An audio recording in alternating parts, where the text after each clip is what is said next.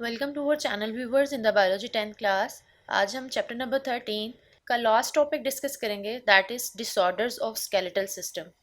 Disorders of skeletal system में आज हम करेंगे osteoporosis and arthritis. Osteoporosis which literally means porous bone. In osteoporosis there occurs decrease in density of bones due to loss of calcium and phosphorus. Osteoporosis skeletal system का वो disorder है जिसमें bones की density और उसका volume reduce हो जाता है।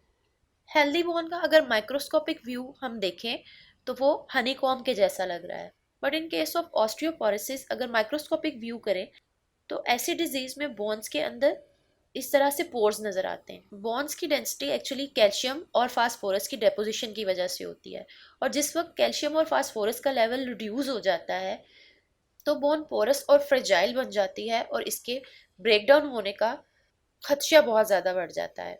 Next is the occurrence. Occurrence की बात करें तो it is common in old women.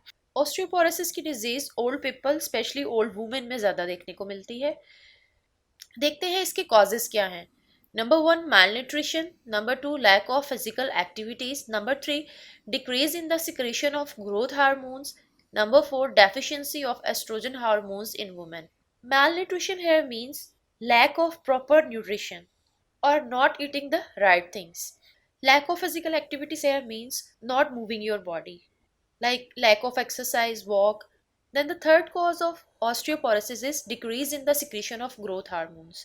Growth hormone की नॉर्मल सिक्रीशन बॉन फॉर्मेशन के लिए बहुत इंपॉर्टेंट है, because growth hormones are responsible for the increase level of calcium inside the bones. But because of aging, as the persons get old, there occurs the less secretion of growth hormone. और growth hormone के कम secrete होने की वजह से bones के अंदर calcium की absorption भी कम हो जाती है, जिसकी वजह से बॉन्स फ्रिजाइल, वीक और पोरस हो जाती हैं।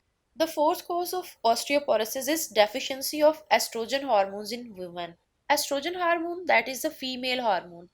ओल्ड वीमेन में एजिंग के साथ एस्ट्रोजन की डेफिशिएंसी हो जाती है because of the menopause, and because of this deficiency of oestrogen it causes osteoporosis.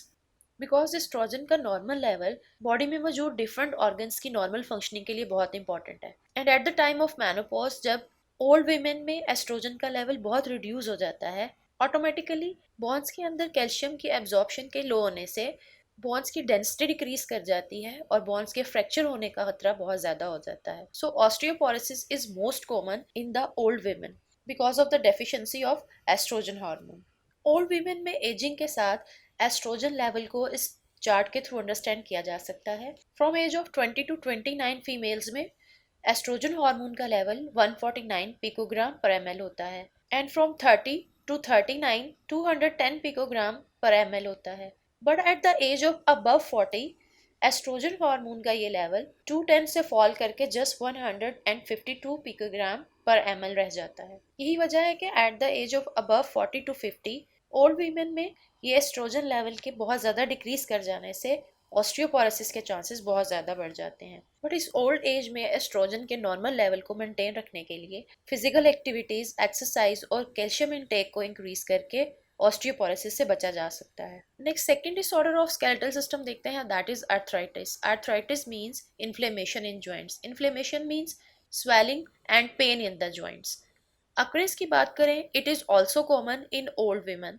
Symptoms: pain and stiffness in joints like in ankle and hip joints. Arthritis की यहाँ हम 3 टाइप्स को डिस्कस करेंगे। Number 1 osteoarthritis, number 2 rheumatoid arthritis and number 3 is the gout. Osteoarthritis की बात करें तो इसके causes degeneration of cartilage at joints, and second is the decrease in production of lubricants. Cartilage that is a soft connective tissue, ये joints पर two bonds को एक दूसरे के साथ आर्टिकुलेट करता है। ऑस्टियोआर्थराइटिस में ये कार्टिलेज डीजनरेट होने लग जाता है, मींस कार्टिलेज का लॉस स्टार्ट हो जाता है। देन इस जॉइंट वाली लोकेशन पे इन टू बोन्स में फ्रिक्शन को रिड्यूस करने के लिए यहाँ लुब्रिकेंट्स प्रेजेंट होते हैं। सो इन जॉइंट्स में लुब्रिकेंट्स की कमी होने से भी फ्रिक्शन के बढ़ जाने की वजह से आर्थराइटिस कॉज होता है। नेक्स्ट देखते हैं ऑस्टियोआर्थराइटिस के symptoms. Fusion of bones at the joints and joints become immovable. Cartilage के लॉस होने से और बॉन्स के फ्यूज कर जाने की वजह से जॉइंट इमूवेबल हो जाता है। What are the treatments of osteoarthritis? Number 1 pain killer, number 2 anti inflammatory medicine. Pain killers जो कि इन जॉइंट्स में पेन को रिड्यूस कर सकती हैं, और एंटी इन्फ्लेमेटरी मेडिसिन ऐसी मेडिसिन हैं जो ऑस्टियोआर्थराइटिस के केस में जॉइंट्स में इन्फ्लेमेशन यानी स्वेलिंग और स्टिफनेस को रिड्यूस कर सकती हैं।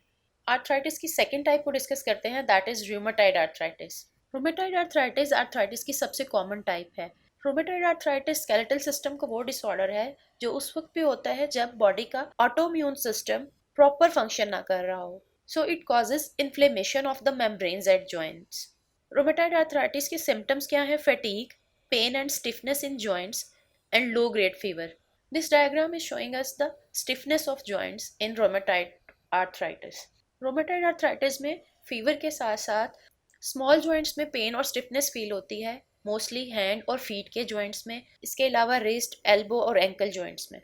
The third type of arthritis is the gout. That is the accumulation of uric acid crystals at joints.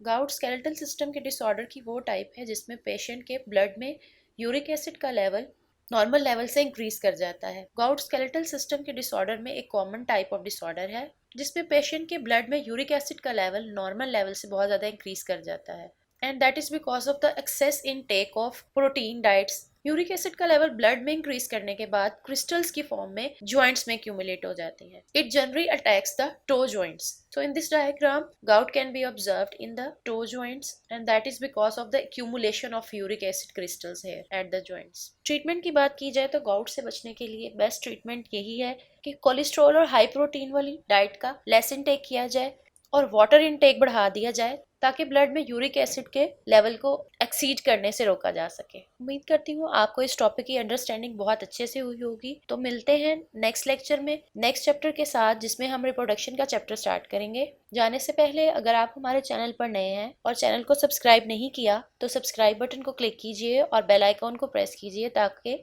आपको हमारी आने वाली नए वीडियोस के बारे में अलर्ट्स मिलते रहें। इस टॉपिक से रिलेटेड कोई क्वेश्चन करना चाहें तो हमारे कमेंट सेक्शन में आप हमसे पूछ सकते हैं और फीडबैक भी प्रोवाइड कर सकते हैं। Thank you.